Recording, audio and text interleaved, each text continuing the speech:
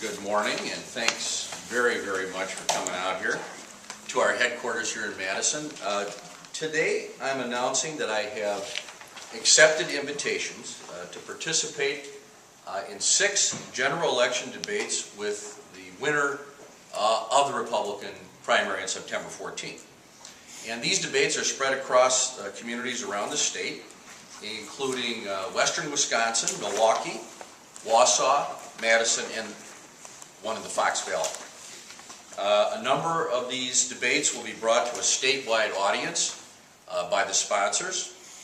In 2004, the Republican candidate Tim Michels accepted my challenge to participate in 6 debates in the final 5 weeks, and in fact we ended up adding a 7th debate, and I think the voters were very well served by that process. In fact, I asked that my opponents debate me in every election I've been in, and have received generally good response, a little bit less so in 1998, but we always are eager to have the debates.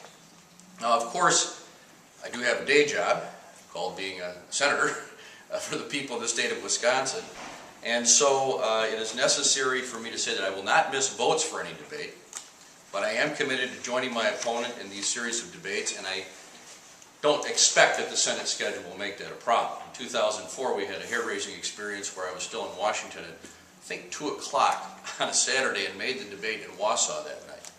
Unfortunately, our car ran out of gas at 1 o'clock in the morning on the way back through Brookfield that day, as John remembers, but we made it. And so I will do whatever I can to go on all these debates and being on time. This election is a choice, and providing the people of Wisconsin with an honest debate of the issues is what they deserve. If my opponent agrees, he will join me at these 6 debates across the state. Now, our Wisconsin tradition deserves nothing less. There have been an awful lot of TV ads, and there'll be plenty more. A lot more, I suspect, from one of my potential opponents. But TV ads alone should not decide this election. The people of Wisconsin should decide this election. There are clear differences in this election, and the voters deserve to have myself and my opponent meet face-to-face, side-by-side, to debate the issues. I'm committed to providing Wisconsin people with what they deserve, and I believe my opponent also, whoever the opponent is, owes the same thing to the people of Wisconsin. So with that, I'm happy to answer any questions. Senator, would there, at this early stage, would there be a wide-open debate in each debate? In other words, they're not issue-centric, or will they be just wide open? You know, the organizers of the debates have proposed different concepts. Some have worked to create audiences that they've been working with over the months to prepare them. Other, I think, are just general audiences. Some have to do with just a panel of reporters. So there's quite a variety, and we have accepted basically the format that they have suggested, and we are happy to participate in those different formats. The heading of your release says you're calling on your Republican opponent to provide voters with an honest debate. Are you suggesting that your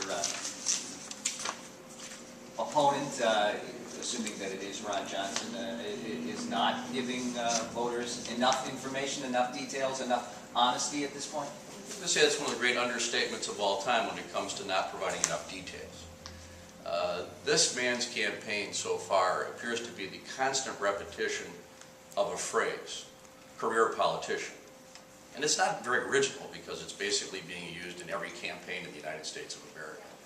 What it amounts to is an attack on me and what I've chosen to do in my life. It's sort of a personal attack. There are no proposals.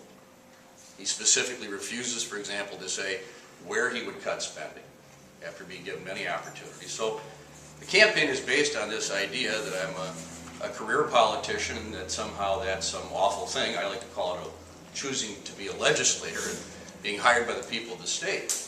What's even worse is that the whole foundation of his campaign is based on a myth. He specifically said that he doesn't believe in government help to get your business going, when in fact he applied specifically with his own signature for significant government help through subsidized loans, through industrial revenue bond. And so even his story isn't accurate. Even today I woke up, saw the new ad. It says things like, Russ Feingold has never worked in the private sector.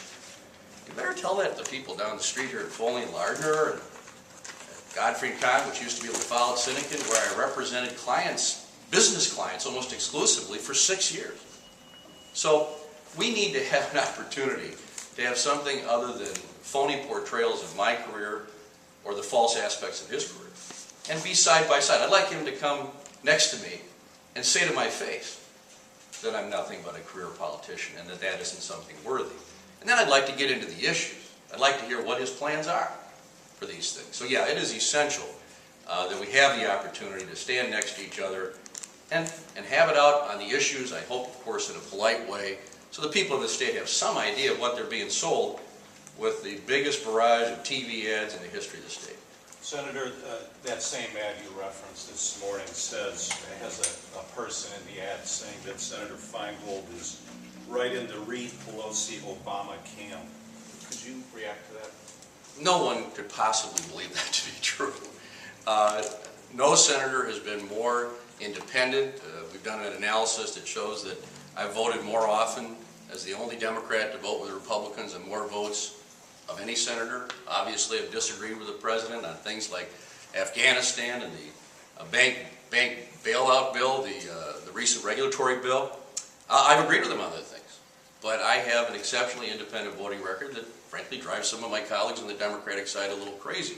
And so, you know, this sort of boilerplate ad that you can see anywhere in the country, just like the career politician thing, the problem is they haven't adapted it to the guy they're dealing with here, who has a reputation, I think a well-earned reputation, as somebody who calls them as he sees them, after I listen to the people of the state in every one of Wisconsin's 72 counties every year. So all I can say is good luck with the claim that I'm not an independent. Any objective observer knows that I am, and that's just the fact. We got one more. Where do you come down on the remainder of the president's job bill that's going to be announced today? Well, I am very much in favor of a jobs tax credit. I think that should be the first priority. We need to expand what's called the HIRE Act that's already in law.